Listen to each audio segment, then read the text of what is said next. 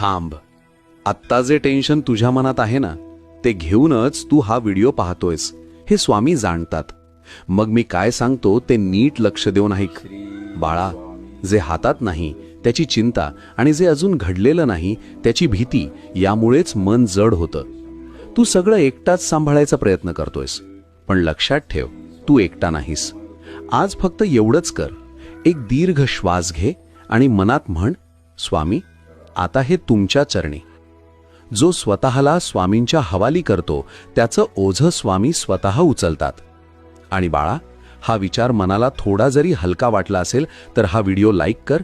अशाच टेन्शनमध्ये असलेल्या कोणासाठी तरी शेअर कर आणि मनातलं ओझं मनातली कॉमेंटमध्ये मोकळं कर. कारण धीर वाटल्याशिवाय स्वामींचा संदेश येत नाही. श्री स्वामी समर्थ.